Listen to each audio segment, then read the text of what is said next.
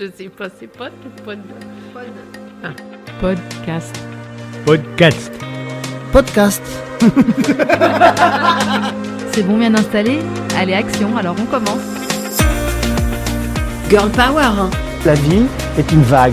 La vie est un flux. Qu'est-ce qu'un boomer? Hakuna Matata. En fait, on est un peu périmés.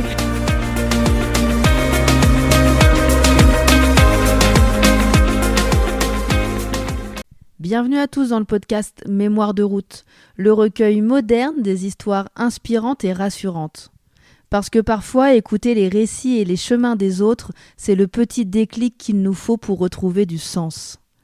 Salut à tous, moi c'est Camille, j'ai 36 ans et j'essaierai de vous proposer ici un petit break dans votre quotidien, en recevant derrière mon micro des amis, des histoires de vie, des rencontres habitées qui ont résonné en moi et j'espère résonneront en vous.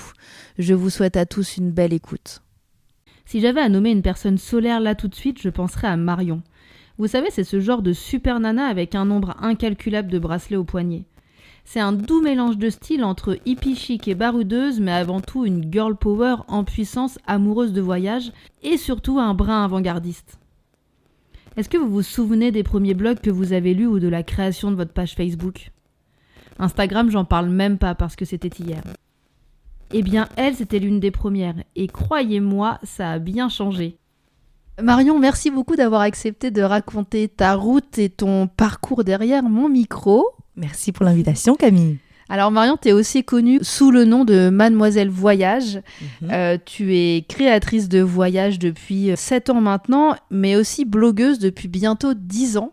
Alors avant que tu nous racontes un petit peu ton rapport à l'influence, dis-nous qui tu es avec tes propres mots. Écoute, merci Camille pour la parole. Donc oui, je suis Marion, je vais sur mes 40 ans cette année. Alors je vais essayer d'être brève, mais grosso modo, je suis née à Strasbourg, je viens de la Côte d'Azur. Et puis une fois que j'ai quitté la Côte d'Azur, je suis partie vivre à Paris. J'ai commencé ma petite aventure parisienne en 2012 à peu près. J'ai travaillé un petit peu dans la mode, par-ci par-là, mais mon cœur de métier, c'est vraiment le voyage. Donc juste avant d'arriver à Paris, j'étais accompagnatrice de voyage pendant 10 ans. C'était vraiment mon cœur de métier. Et puis, tu sais, à Paris, tu fais des rencontres. Toi-même, tu sais. Donc, j'ai toujours voulu revenir au voyage. Et donc, j'ai décidé tout simplement de persévérer et de tenter l'aventure, notamment via un tour du monde. Et c'est ça qui a été l'élément déclencheur. Et alors, tout ça, tu le fais accompagner. Quand j'ouvre ta page Instagram, je vois Marion, Antoine et Gabriel. Ah, bien sûr. Ah bah oui, alors ça, c'est le petit nouveau qui est arrivé il y a 3 ans. Donc, Antoine, c'est mon mari. C'est celui qui m'a aussi accompagné en tour du monde. En D'accord. 2015. Et puis Gabriel, c'est le dernier, qui a bientôt 3 ans, un petit aventurier. Toi, tu te dirais plutôt influenceuse ou blogueuse ? Je me suis toujours dit blogueuse. Et je vais t'expliquer pourquoi. C'est que si on commence par mon parcours, parce que c'est grâce à ce tour du monde en fait que j'ai créé ce blog de voyage. Tu sais, en 2015, l'influence commençait à peine. On était encore sur le salon des blogueurs voyage, les blogueurs voyage, les premières émissions sur les blogueurs voyage. Et donc, je me suis toujours considérée comme blogueuse. Instagram, je te rappelle, en 2015, il n'y avait pas de story, il n'y avait pas de musique. On postait des photos. Donc, tu vois, c'était à peine il y a 10 ans. C'était juste votre qualité d'écriture, finalement. C'est ça, c'était la qualité d'écriture. Et puis, en fait, on est parti faire un tour du monde en 2015, pendant 1 an, avec Antoine. Donc, Gabriel n'était pas encore là. Et on s'est dit, tiens, si on crée un blog de voyage pour relater nos aventures, mais tout en ayant une petite idée en tête, en se disant, on verra ce qu'on fait de ce blog. Antoine m'avait toujours dit, et je me rappelle, mais vraiment comme c'était hier, il m'a dit, tu verras, avec ce blog de voyage, tu vendras du voyage. Et moi, je lui ai dit, mais t'es fou, c'est impossible. Vendre du voyage avec un blog. Enfin bon, tu vois, le truc qui n'existait pas à l'époque. Et donc voilà, on a commencé à créer ce blog, Mademoiselle Voyage. Ce nom a été trouvé par Antoine, d'ailleurs. Donc il était OK qu'il n'y ait que Mademoiselle ? Oui, parce qu'il disait en fait, moi je serai derrière la caméra, je te prendrai en photo, je t'aiderai pour la rédaction des articles, mais ce sera toi qui sera mise en avant. Moi, j'aime pas trop les réseaux sociaux. Il m'a dit, tu sais, il est assez discret. Voilà, donc j'ai dit, écoute, pas de problème. Et Mademoiselle, pourquoi ? Parce qu'en fait, on m'appelait souvent Mademoiselle. Comment vas-tu aujourd'hui, Mademoiselle ? Donc Mademoiselle et voyage, parce que c'est mon cœur de métier. Donc c'est devenu Mademoiselle Voyage. Donc vous partez en tour du monde, pardon. Ouais. Votre plan, il est prévu à l'avance déjà ? Vous savez où vous allez ou vous vous laissez un peu guider et porter ? Étant dans le tourisme, c'est impossible pour moi de faire vraiment du 100% à l'improviste. Il fallait vraiment que je maîtrise les itinéraires de par les climats sur 1 an déjà. Et puis, je ne voulais rien manquer. Je voulais vraiment me laisser un peu de place comme ça pour des petits moments inattendus. Mais je voulais vraiment que le gros soit fait en amont. Donc, j'ai pendant 6 à 9 mois préparé l'itinéraire. Et j'ai commencé à contacter aussi des partenaires. Parce que je me suis dit, c'est dommage, on est en tour du monde, ça serait quand même bien de solliciter des partenariats par-ci par-là pour voir si ça marche et puis pouvoir tester des choses, en fait, tout simplement. Et je te parle de ça en 2015, donc... Ouais, à l'époque, il n'y avait pas beaucoup d'influenceurs, enfin de personnes qui portaient des marques finalement. Non, pas vraiment. Et puis, tu me dirais de faire ça aujourd'hui, ça serait totalement différent. La démarche, ça serait pas du tout la même. Il y a 15 ans de ça, on te demandait pas des statistiques, des chiffres, Ouais. ton nombre d'abonnés. En fait, j'ai vendu réellement un projet qui n'existait pas encore puisque le blog n'était pas totalement créé. Et je me suis vendue pendant 6 à 9 mois en amont en disant voilà, je vais créer un blog de voyage, je vais relater mes aventures, je vais parler de vous. Ça passait, parfois ça passait pas, Ouais. mais en tout cas, ça a fonctionné sur l'année. Comme qui, par exemple, en partenaire? Par exemple, j'ai eu la croisière Australis, donc tu vois, une croisière offerte d'Ushuaïa au Cap Horn. Ah oui, on Ouais. était sur du beau... Ah bah, du gros. Par exemple, on a été invité pour tester un séjour de quasiment un mois en Inde du Nord et Inde du Sud. Mais Pareil. c'était le culot en fait, t'as non, osé, j'ai t'as osé. demandé et tu t'es dit ça Ouais. passe ou ça casse, on verra bien. Exactement. Mais vraiment, après, j'ai vendu le fait que je travaillais dans le voyage, que j'avais vraiment une vision, j'avais été accompagnatrice. Donc, j'étais quand même crédible. Mais après, j'ai vendu un projet qui n'existait pas, quoi. Le blog était toujours pas créé, mais ils m'ont suivi. Certains m'ont suivi, certains m'ont dit, bah non, on n'est pas trop intéressés. Et il y en a d'autres que j'ai relancés pendant le voyage aussi. tu Mais vois. ça passait bien. Mais ça passait bien. Ok. On a testé, tu vois, des hôtels 5 étoiles. Aujourd'hui, on se dit, mais attends, mais comment on a fait pour arriver dans cette suite à 1500 €? Ok, c'était un vrai kiff, mais honnêtement, je sais pas si aujourd'hui, on aurait les mêmes facilités, quoi, Ouais. clairement. Et donc le blog se crée quand même avant de partir? Obligatoire. Le Voilà. blog se crée, j'apprends vite fait des notions de WordPress, référencement, j'étais là, waouh, dans quoi je m'embarque? Pareil, on faisait des vidéos sur YouTube, tu vois, à l'époque, donc il fallait un peu savoir monter. On Ouais, avait ouais. le logiciel vite Ça fait. c'était la mission d'Antoine? C'était la mission d'Antoine, ça. Moi, c'était photo et rédaction avec lui. Puis lui, il fallait qu'il m'aide à monter, tu vois. Donc, c'était un peu à l'ancienne. Hein. Mm. On n'était pas sur les réels d'aujourd'hui. Enfin, je te dis, quand je vois mes vidéos, parfois, je me dis, oh là là, c'est ça qu'on a fait. Bon, Et elles sont encore là? elles sont encore là. Ça passait hein, sur certaines vidéos. Je trouve que c'est encore sympa. D'autres, bah, tu vois bien que c'est un peu vieux, quoi, tu vois, aujourd'hui. Pendant le voyage, vous rédigiez en même temps ou est-ce que vous avez tout fait quand vous êtes rentré? Ah non, on a vraiment rédigé en même temps. Donc, c'était un tour du monde où on a pris plaisir parce qu'on n'avait Ouais. pas les réseaux sociaux. Et ça, c'est hyper important. Donc, on n'était pas connectés à Instagram ou Ouais. c'était Facebook, vraiment notre réseau social. On donnait des nouvelles, on mettait des petites vidéos en live.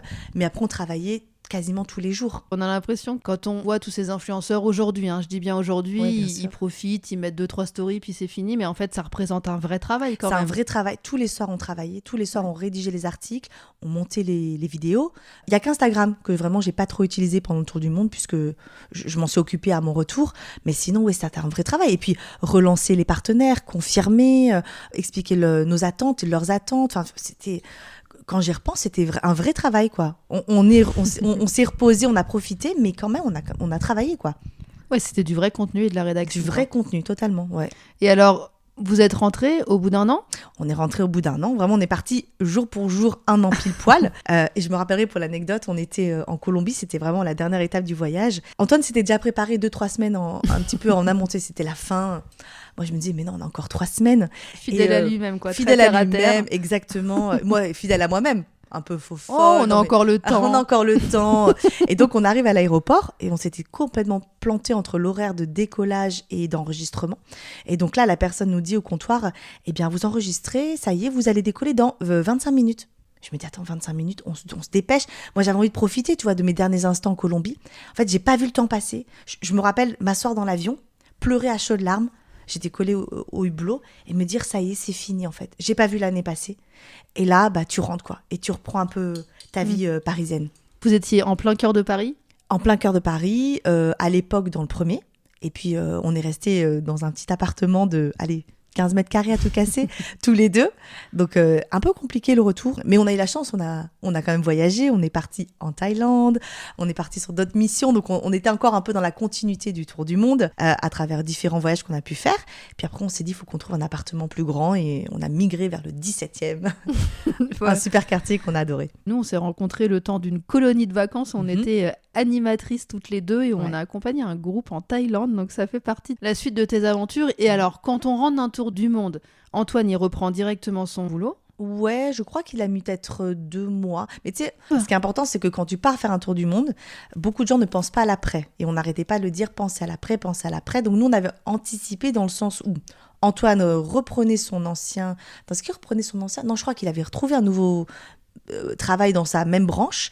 Et moi, par contre, j'avais refait quelques missions, tu sais, dans la mode. Juste avant de reprendre le voyage, j'avais travaillé dans un showroom. Et donc, on m'avait dit, écoute, tu peux revenir travailler. Donc, j'avais quand même quelques missions qui m'attendaient. Oui, un petit backup au cas où, quoi. Au cas où, ouais. Donc, on fait quoi les premiers jours quand on rentre un tour du monde? On se regarde droit dans les yeux, tu vois. On avait ramené des maracujas, là, des fruits de la passion de Colombie. On était en train de les manger en se disant, hier, on était en Colombie, quoi. Non, mais qu'est-ce qu'on fait réellement? Déjà, on se pose, on se dit, est-ce qu'on veut rester dans cet appart? Ou est-ce qu'on veut bouger? Est-ce qu'on a les moyens aussi d'aller dans le 17? Parce qu'on a mis un peu de sous de côté, mais il fallait retravailler. Et puis, c'était un peu dur pour moi. Je me voyais pas finalement retourner dans un showroom, mais je le faisais parce que il fallait quand même financièrement pouvoir payer son loyer. Et j'avais toujours cette idée en tête de travailler dans le voyage. Donc j'ai commencé à moi chercher sur Paris différentes missions, puis je me suis pris des portes dans la tête quand même. C'est pas très très sympa en 2016, tu sais. Pour trouver du boulot. Ah ouais, on me prenait un peu pour un ovni. Mais ton blog, alors là, il en est parce où? qu'en fait, le blog, là, donc on est en 2016, le blog, il s'est bien développé, on a créé une communauté. À l'époque, je sais plus combien de personnes nous suivaient. Et je me suis dit, qu'est-ce qu'on fait de ce blog? Donc, tiens, on entend parler d'un salon des blogueurs voyage. Intéressant. Donc, on commence à s'inscrire et puis on rencontre d'autres blogueurs voyage, en fait. C'était vraiment le début du blogging. Et là, on te dit, tu peux avoir des collaborations avec des marques, tu peux travailler comme blogueur, tu vois. Tu dis, ah ouais, c'est ça que je veux faire, quoi. C'est ce métier de rêve, tu vois. C'est un nouveau métier qui se crée, finalement. Un nouveau métier qui se crée, on entend un petit peu parler, tu commences à voir les personnes un peu les plus connues dans le blogging. À l'époque, étaient Alex Viseo, Bruno Maltor, enfin, tu vois, aujourd'hui, des gens que je côtoie, que j'ai connus et qui sont, voilà, exceptionnels dans leur travail. Et t'es avec eux et tu te dis, ah ouais, ils me connaissent, je les connais, enfin, tu vois, et qu'est-ce qu'on peut faire de ce blog, en fait? Et justement, t'en as fait quoi? Qu'est-ce qu'il a fallu pour passer à l'étape suivante? Alors déjà, donc on a eu ce salon des blogueurs qui te mettait vraiment en relation avec des marques, des agences réceptives, des compagnies aériennes et des agences type... à l'époque, on avait Groupe Expression, on avait Travel Insight, n'existait pas encore, mais il y avait plein d'agences qui représentaient des destinations. Et donc toi, tu arrives à un salon, tu te présentes, bonjour, je suis Marion de Mademoiselle Voyage, j'ai grosso modo temps avec ma communauté et voilà ma ligne éditoriale, quoi. Et donc, ça passait ou ça passait pas, puis on prenait rendez-vous. Et quelques mois après, tu pouvais recevoir une invitation pour venir tester Malte, tu vois, venir en parler sur ton blog. Et on t'invitait, en fait, tout frais payé. Parce que c'est des agences qui représentent des destinations ou c'est les destinations qui sont là en direct? T'avais les deux. À l'époque, t'avais les deux. T'avais vraiment les destinations, les offices du tourisme. Et après, t'avais aussi des agences qui avaient plusieurs marques, tu vois, ou des compagnies aériennes, ou des destinations. T'avais vraiment les deux. Et donc, vous faites des partenariats, vous commencez des partenariats, du coup? Donc, en 2016, on commence les partenariats. Et puis là, en fait, on nous dit, tiens, vous voulez pas partir aux Bahamas? Tiens, non, j'ai pas envie de partir aux Bahamas. Mais c'est payé ou pas? Alors, au début, c'était encore vraiment la problématique de... on est invité, donc c'est super parce que tu pars au Brésil, tu pars dans le Yunnan, tu pars aux Bahamas, tu pars en République dominicaine, mais les marques n'avaient pas encore le budget pour te payer. Pas toutes, elles payaient, on va dire, les plus gros et les plus importants, mais tout le monde n'était pas payé. Et clairement, on le faisait parce qu'on avait des opportunités incroyables de pouvoir voyager, découvrir, et donc d'enrichir aussi le blog, tu vois, au niveau des contenus. Mais du coup, vous avez réussi à jongler tous les deux avec les finances finalement qui rentraient peut-être par Antoine ou par tes missions au showroom. Oui, c'est ça. Et de pouvoir prendre ce temps pour agrémenter le blog. Exactement. Donc, je partais souvent toute seule. Antoine ne pouvait pas m'accompagner parce que lui, il avait repris son travail. Et donc, j'étais la seule à partir sur différentes missions de promotion, quoi. Mais c'est vrai que le fait d'avoir un travail un petit peu dans ce showroom pouvait me permettre de me libérer du temps et d'accepter différentes missions.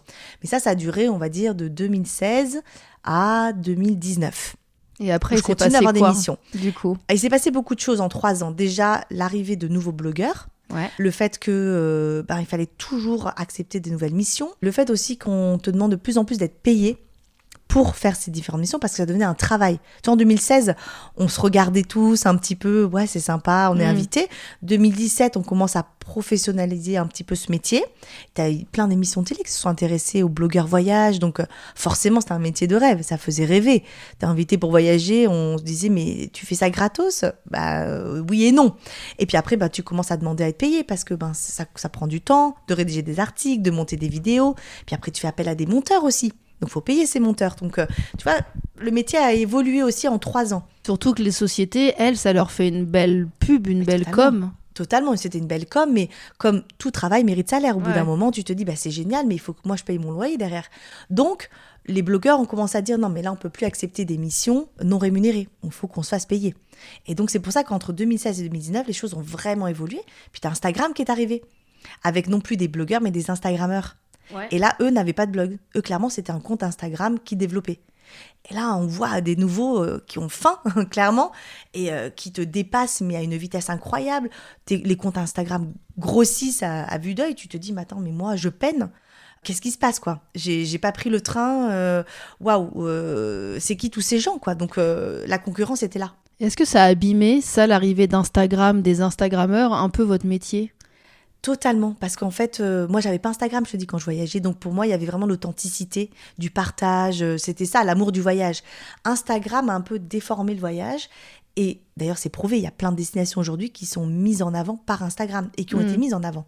Des rochers dans le nord de la Scandinavie qui aujourd'hui accueillent des centaines, voire des milliers de visiteurs parce que tu veux la photo, ça a été découvert par Instagram. Et donc, c'est un peu le danger.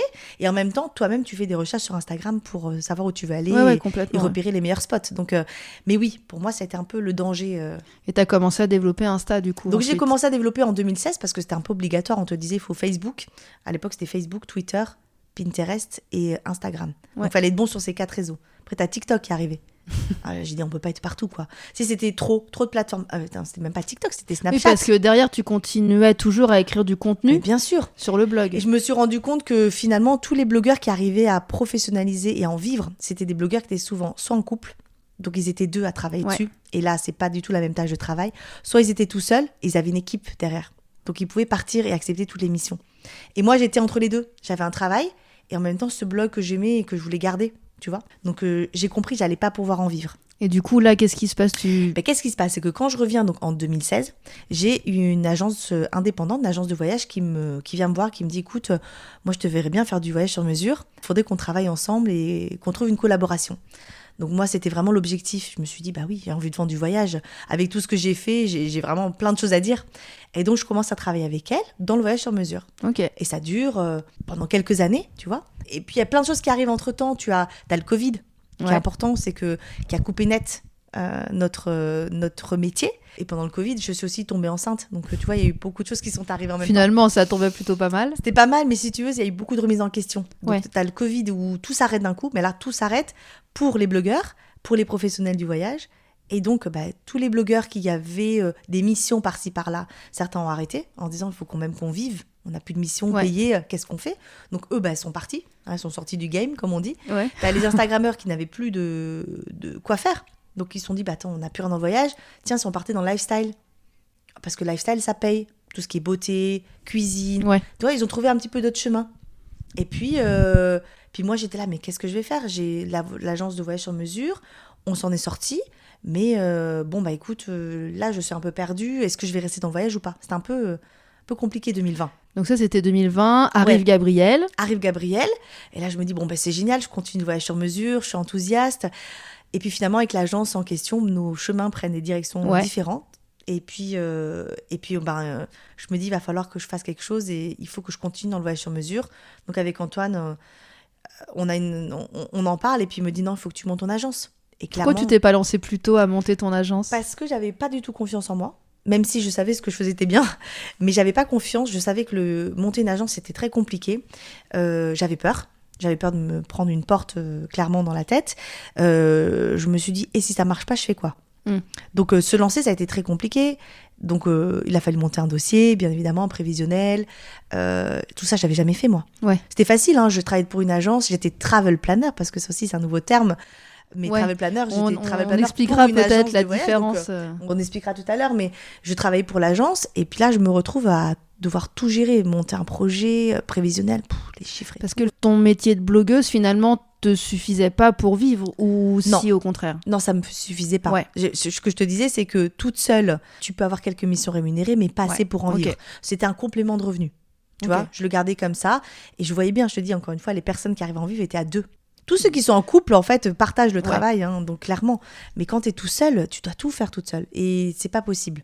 Après, tu dois t'entourer. Et pour s'entourer, il faut payer ces gens. Donc, si t'as pas de mission rémunérée, comment tu payes ces gens ? Toi, c'est un cercle, ce truc. Ouais, c'est un cercle qui... Donc, non, je me suis rendu compte que j'allais...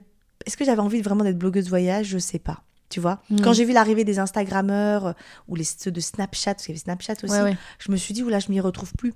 Publier tout le temps. Et ça m'a fait peur de voir prendre peut-être d'autres routes, parce que moi, j'aimais le voyage. Mais est-ce que j'avais envie d'aller dans le lifestyle pur et dur ?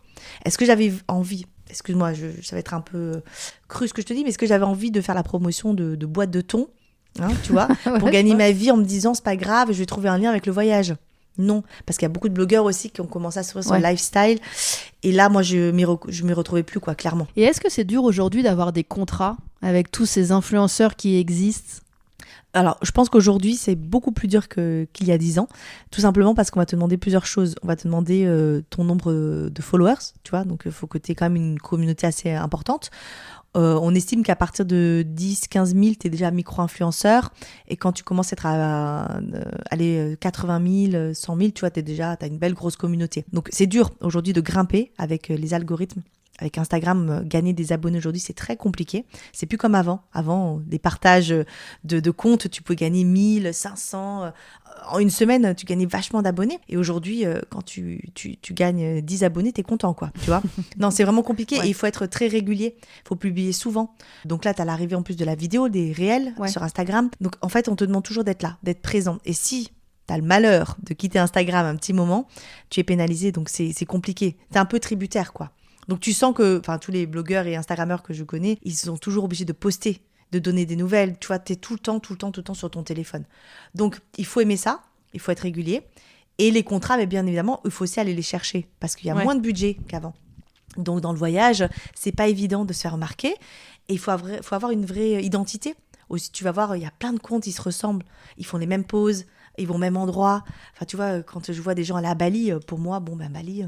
Il y a des centaines, voire des milliers aujourd'hui d'Instagrammeurs qui vont à Bali. Quand tu commences à me dire, je vais au Salvador, là, tu m'intéresses si tu veux. Mais il n'y a pas beaucoup qui vont aller s'aventurer au Salvador. D'accord. Aujourd'hui, tout le monde fait un peu trop la même chose.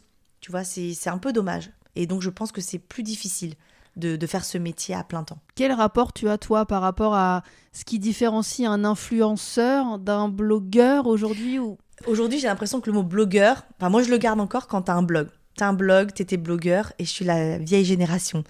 Les anciens disent blogueur ? C'est très péjoratif, quoi. Influenceur, aujourd'hui, c'est un peu la télé-réalité, quoi. On est dans ce panier-là. T'as fait de la télé, t'es influenceur. Donc, influenceur, tu influences, comme son nom l'indique. Donc, tu es influenceur, je suis influenceuse malgré moi, parce que j'arrive à vendre des destinations. Mais je me considère pas comme une influenceuse. Vraiment, je me considère comme blogueuse parce que j'ai eu un blog de voyage. Je suis pas une Instagrammeuse, parce que je n'ai pas qu'Instagram.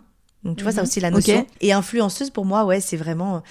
c'est ces gens qui ont aussi des millions d'abonnés, voilà, des milliers, et ils sont influenceurs. Il y a des influenceurs aujourd'hui qui ont aussi des blogs. Ouais, mais pas beaucoup. Pas beaucoup. Plus beaucoup. Aujourd'hui, les gens misent tout sur Instagram ou TikTok. Mais aujourd'hui, les gens reviennent sur les blogs parce qu'ils se rendent compte que demain, qu'est-ce qui se passe ? Il n'y a plus Instagram, en fait. Tu perds tout. Tu perds ta communauté, tu perds tes contrats, tu perds de l'argent. Donc, beaucoup aussi repartent sur le blog. Parce que le blog, c'est une valeur sûre. Oui, ça reste là, tu vois. Ça travaille, donc tu peux vraiment mettre en place des choses avec un blog. Alors que Instagram, tu peux, mais c'est du one-shot. Ouais. Tu vois, c'est sur le moment. Et quand tu n'auras plus Instagram, j'aimerais bien voir la tête des influenceurs. Donc, du coup, tu te lances. Antoine te dit, allez, feu, vas-y, c'est maintenant. Lance-toi. Du coup, je me lance. Hein. Je tente, j'y vais, je crée un projet, il passe devant une commission. Donc auprès d'un garant financier. Et là, je me dis, ça passe ou ça casse. Déjà, j'avais essuyé 2 refus. Pour ouvrir une agence de voyage, il faut que tu aies une assurance. Il faut que tu aies un garant financier. C'est obligatoire pour vendre. Un garant financier. Il n'y en a que 3 en France. À l'époque, 2020-2021, je te remets après le contexte, après Covid. C'était qui ? C'était Groupama. Refus total.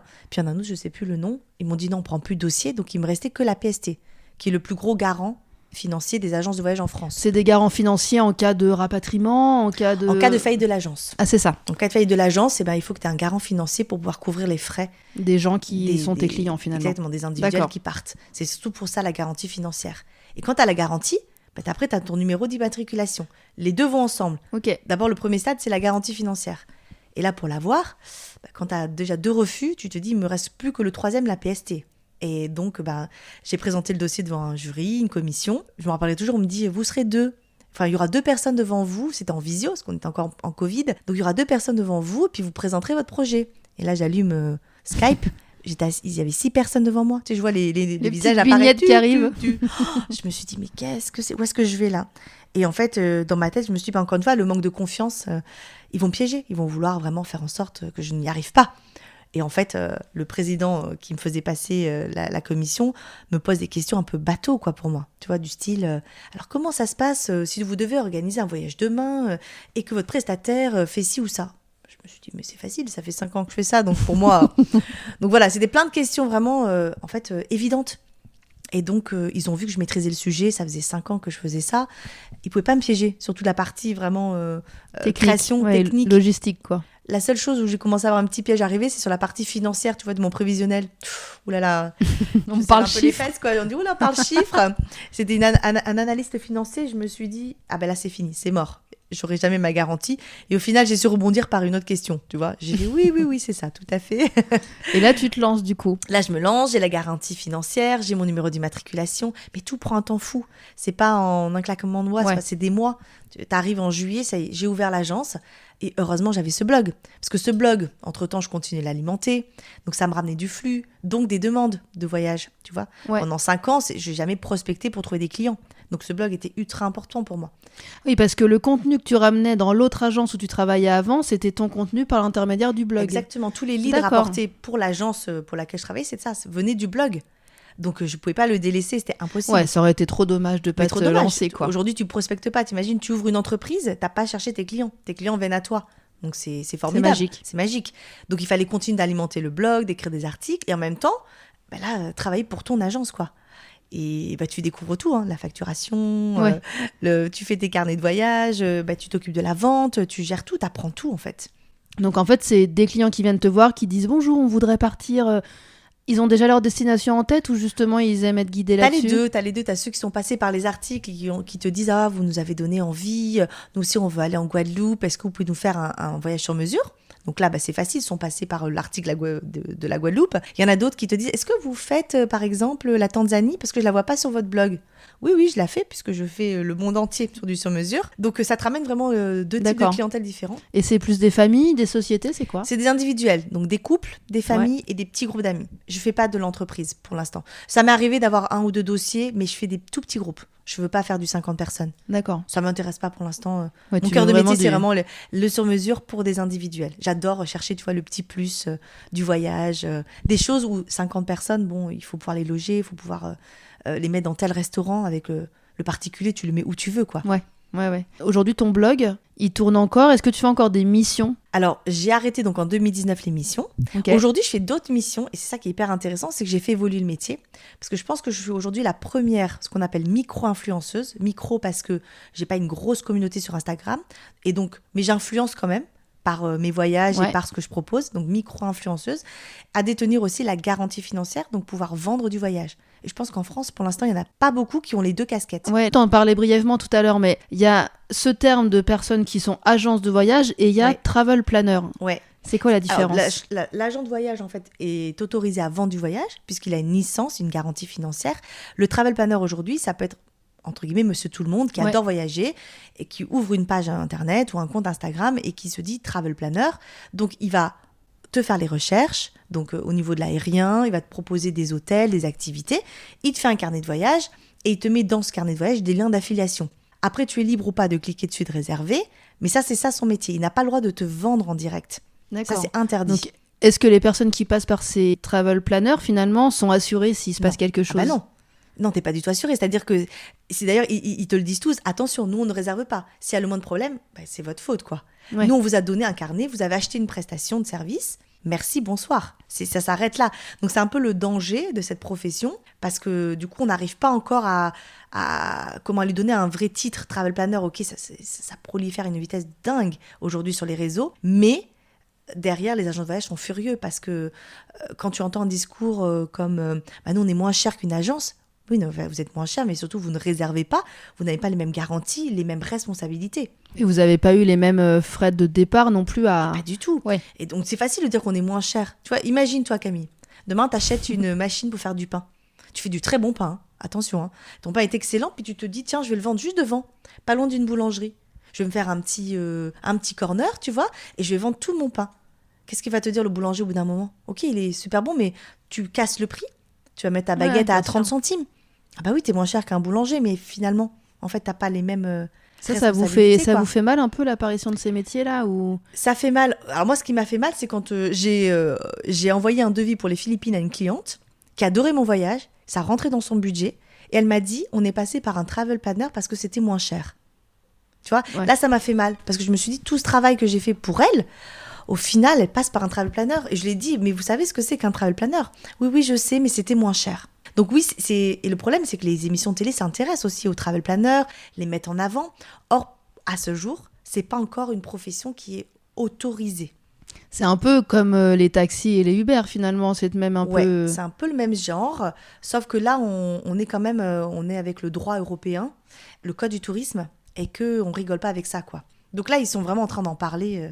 Oui, c'est surtout qu'est-ce qui se passe s'il se passe quelque chose pendant le voyage, quoi. Mais là, il se passe rien, tu te débrouilles, c'est tes problèmes à toi. Le travel planner, il va te dire, bah non, mais vous savez, vous avez acheté une prestation, quoi. Vous vous débrouillez. Donc c'est pour ça qu'il y a vraiment une nuance entre travel planner et l'agent de voyage. Alors oui, on est plus cher, mais on n'a pas du tout les mêmes responsabilités. Moi, demain, quand vous avez un problème, je suis là, je dois réagir et je dois vous trouver des solutions. Parfois à mes frais. Un travel planner, bon, il vous a donné un carnet de voyage, ok, il a pris du temps, il est très beau, mais au final, derrière, bon, il vous apporte pas plus de valeur ajoutée, quoi. Ouais. Et qu'est-ce que tu penses, toi qui as un petit peu les deux casquettes, entrepreneur et blogueuse, influenceuse, de toutes ces sociétés qui commencent un peu à ronchonner sur tous ces influenceurs qui demandent un budget soit astronomique pour pouvoir communiquer sur leur réseau. Ça dégrade un petit peu le métier quelque part, ou en tout cas ça crée un peu de frustration auprès des annonceurs. C'est ça. Qu'est-ce que t'en penses ? C'est compliqué parce que je comprends ceux qui demandent une certaine somme. Alors après, parfois il y a des sommes, c'est astronomique, et bon, du coup ça fait peur à la marque, et donc ça bloque direct, et elle va se dire, tu sais quoi, si tous les blogueurs sont aussi chers, on ne travaillera plus avec des blogueurs, donc c'est pas très bon non plus. Et quand à l'inverse, tu as des blogueurs qui disent, nous on va vous vendre, on vous fait que 6 stories, bon ok, c'est sympa, mais du coup, c'est quand même mieux de demander d'être rémunéré si tu veux, parce que si tu commences comme ça va être compliqué pour la suite. Mais en fait, tout le monde a fait ça. Ouais. Tout le monde a dit, oui, j'accepte pour 6 stories d'être invité, même moi la première. Mais là, aujourd'hui, avec la concurrence, aujourd'hui, d'ailleurs, avec la concurrence, non, beaucoup d'Instagrammeurs demandent à être payés. Hein. Rares sont ceux qui disent, ok, j'accepte pour 6 stories. Tu sais, ils vont te demander des avantages. Soit dans le lifestyle, ils vont te demander, je sais pas moi, des crèmes, j'en sais rien, ça dépend le secteur. Mais dans le voyage, ils vont dire, vous nous invitez, tout frais payé. Tu penses qu'il y a encore de l'avenir dans ce métier ? Je pense qu'il y a de l'avenir. Maintenant, il y a toujours les anciens qui sont là et les gros qui sont là. Il faut être bon, il faut être régulier. Et au bout d'un moment, ça va s'essouffler parce qu'on en a un petit peu marre de voir la même chose.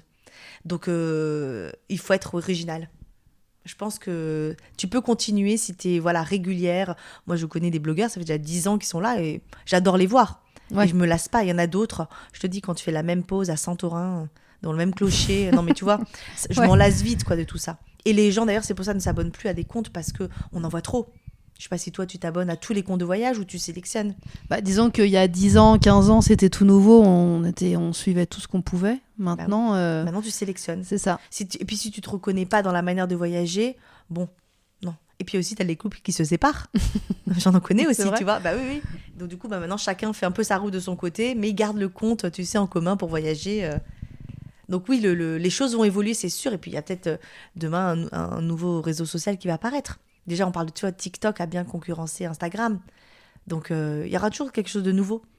Normalement. Mais je pense que oui, tout va se calmer. Je ne sais pas quand, mais tout va se calmer un jour ou l'autre. Bon.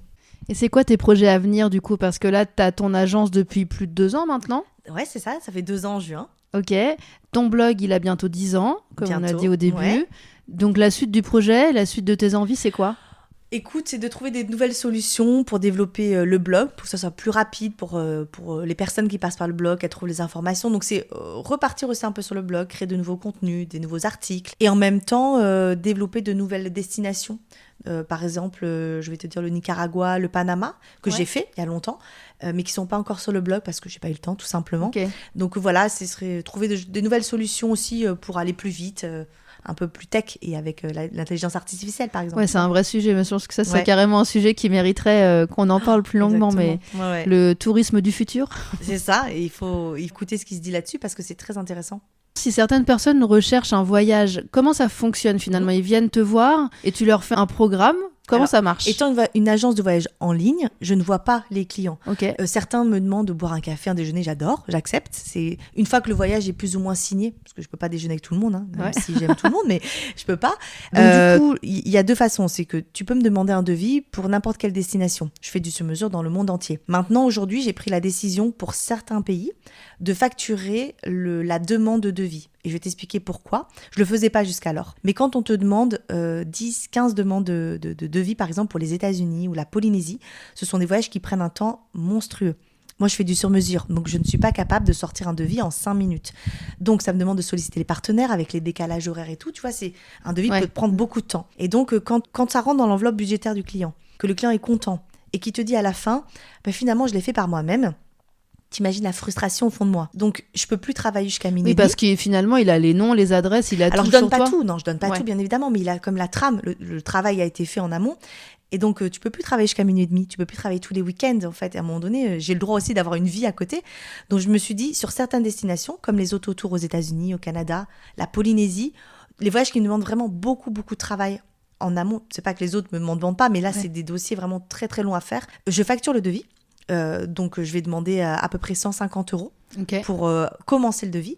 Et ces 150 € vont être déduits sur le montant total à la Oui, fin. si c'est validé, etc. Si c'est validé. Voilà. Ok. Ça me permet en fait d'être sûr que le client a envie de partir sur telle destination, que le projet est maintenu, parce que parfois j'ai des demandes pour 2025-2026. Tu te doutes bien que je travaille pas pour dans 2 Ouais. ans. Après, j'imagine que si ces clients font des allers-retours où ils se disent finalement, on est convaincu par votre travail, mais on veut peut-être plus partir au Canada qu'aux États-Unis, ça marche quand même. Ça marche quand même. En Ouais, fait, bien l'idée, sûr. c'est que vraiment, c'est de montrer aussi qu'il faut être sûr de ton choix, parce que aussi, tu as aussi beaucoup de clients qui te font 5-6 demandes de devis.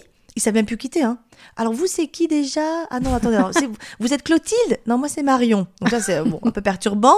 Et puis, ils regardent plus qu'une chose. À la fin, c'est le prix. Ils ont oublié ton circuit. Et donc, c'est aussi pour leur dire, arrêtez de solliciter 10 000 agences.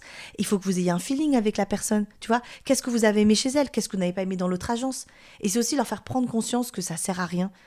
Allez, faites 2 demandes de devis, 3, mais pas 10, 5. Ouais. Enfin, c'est pas possible, quoi.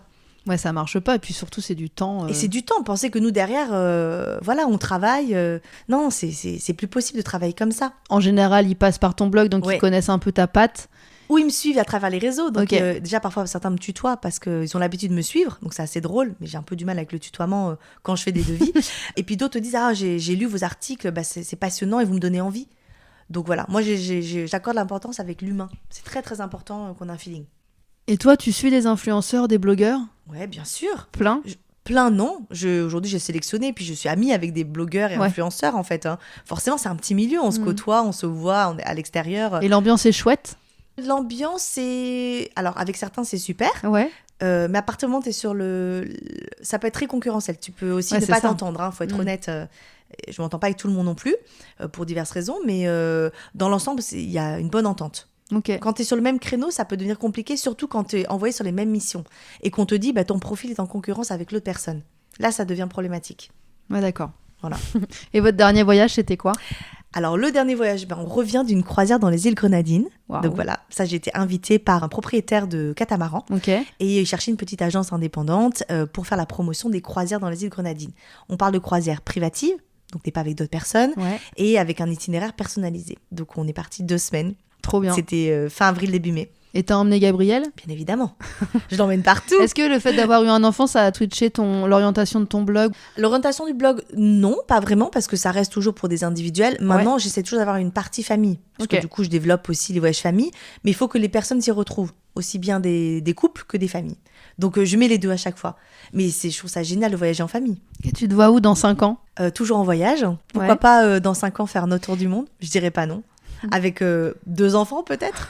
Une agence qui marche très bien et je serais très contente. J'ai pas besoin d'avoir 10 personnes qui travaillent avec moi. Non, toujours passionnée et peut-être, j'espère passionnante.